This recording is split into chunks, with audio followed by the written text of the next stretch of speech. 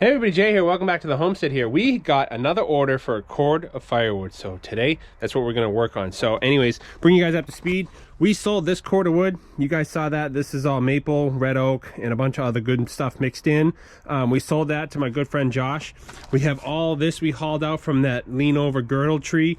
But we also sold Josh this little face cord here. So what we're going to do is my plan in the spring is to take this dirt pile here, extend our perimeter drain, fill this in, and have 1, 2, 3, I'm hoping 4 cord rack, single cord racks to fill to sell each year to help offset costs. So we're gonna load this up into the truck, and yeah, let's load this up in the truck, and then we're gonna clear this area. We're gonna stack some pallets, and we're gonna split some more wood. So yeah, let's have some fun.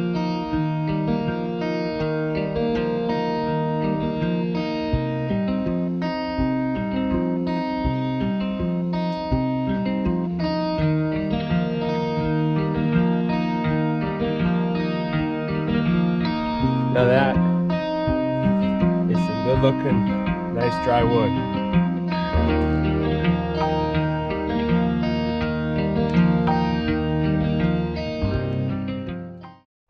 Alright, so that looks good. We're going to take this pallet, lay it here. This pallet was frozen, so obviously it needed a little encouragement, but there's a hole here where our French drain runs out. I plan on leveling and expanding all this, but for this year, we're going to make do with a rack right here. These are pretty solid pallets.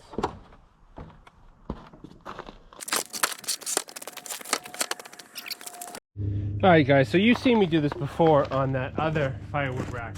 What I'm going to do is, I have 2 boards cut at 4 feet, and then I have 2 boards cut at 13. What I'm going to do is, I'm just going to put this in the center just for demonstration's sake. I'm going to put that 13-inch 2x down, then these 2 on the side here. From outside edge to outside edge is going to be 16 inches, and then obviously I'll put the other 13 up here, and then we can cross brace the back.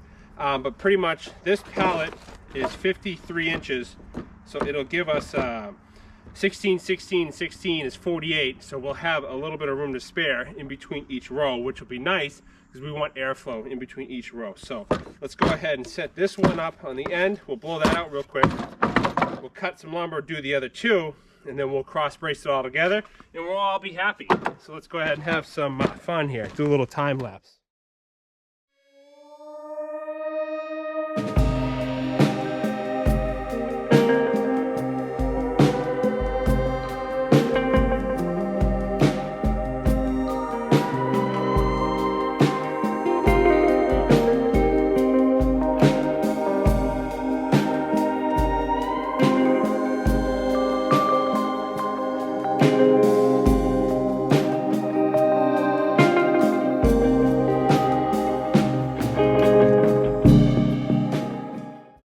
All right, so let me show you. This piece is obviously a little bit bigger than 16 inches, of course, the one sample piece I left over.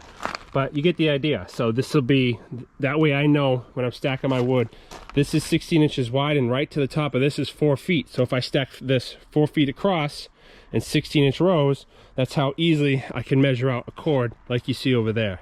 What we're going to do is we're going to do some production cuts. We're just going to make 3 more sections. We'll do 1 long top plate, then we'll brace the back, and we should be good to roll for this side.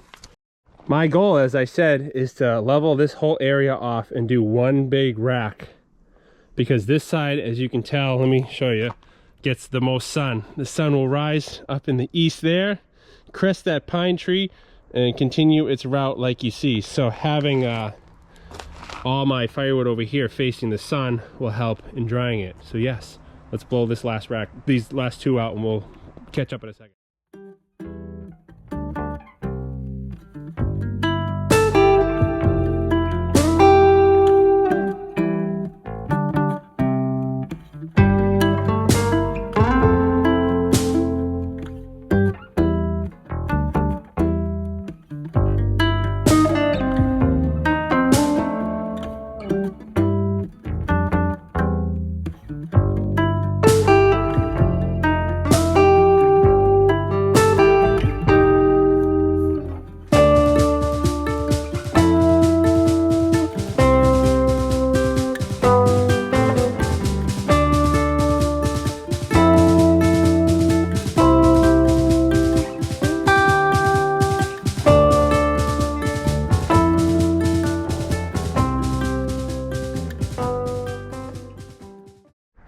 let's have a look.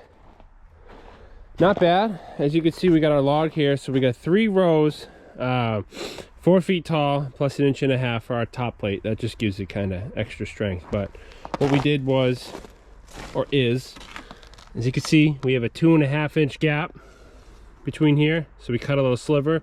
Obviously we have our top plate. A little bit of gap there, don't care. Doesn't have to be perfect. Same thing, 2.25 gap here. So that means, in theory, technically speaking, if we had perfect 16-inch wood, we should have a 2.5 inch gap between each row. Now we also have 2 more of these pallets, so again, like I said, in the spring I'm gonna have everything going this way, but I think for now we're gonna push this one as far back as we can go, and then maybe add a second one on, and then in the spring, once we move all this wood, we'll redecorate. So we have plenty to split, so I need to get it split, cut, split, and stacked. So let's go ahead and push this back and go from there. All right, so here we go, a little update. From our back wall to this slat here is 8 feet. So I want to keep these all symmetrical. I want to keep these all 1 cord racks. So we're going to cut this pallet here, and then we obviously have one here. When we're situated and ready, obviously this area is not ready by any stretch of the imagination. So what we're going to do is we're going to cut this one, build another wall here, and then we'll do some cross bracing on the sides here, and it'll just look just like that. And I know a guy who can paint this in the spring. That would be my father. So let's cut this pallet, stitch it together, and build our last wall, and then we'll show you the final product. We'll spare you the time lapse. So see you guys in a hot minute. And there you have it, folks. Same thing, 16-inch rows, about 2-inch gap in between, 2.25, give or take, whatever. Then the long top plate. This pallet is 53 inches wide, so 3 rows of 16 with the gap. That's technically 4 feet. 8 feet long inside dimensions, so from this 2x to the very end, that's 8 feet, and then 4 feet tall. So this is exactly just like this, but you see the problem with this one is the sides, and then once we move this wood we'll reinforce it, but you can see the sides there really stressing. So with this shed here, we're definitely going to do either a long top board. I'm thinking some long top boards. Once I get like a row in, or 3/4 of a row in, I'll put a top plate on and secure it down from here to there. That'll prevent the sides from blowing out. But again, it's nothing fancy, it's nothing perfect, but it'll work. In the spring, like I said, we're going to take this mounded earth, we're going to fill in that void there, and we're going to have 1, 2, 3, hopefully 4 of these racks. I think 4 cords will be manageable, because I want to put you guys down here nice and peacefully. I'm thinking of actually getting a grapple load, a log truck delivery, and those are anywhere from 8 to 10 cords. So I'm thinking grapple loads are roughly about $1,000, and you get 8 to 10 cords. Well, if I can take half of that into camp wood, sell that for $300 a cord, that'll be $1,200, and then the other 4 cords will be free for the boiler. Also too, what that allows me to do is if I get gnarly or twisted or knotty wood, depending on the delivery, I can comb it. I can use the premium clean stuff for firewood and the knotty stuff for the boiler. So it's a win-win. So I'm really trying to uptake firewood production here on the homestead. So yeah, that's that, folks. Thanks for watching. In the next video, we are going to start filling this rack with some really nice maple. I'm going to comb through the lumber dumpsters when I go to work this afternoon and see if I can get some top plates. I'm thinking either a cross diagonal or a top plate. Either one is going to hold the wood. So thanks for watching, guys. Appreciate it. Hope you guys like it. And yeah, we will see you out in the woods.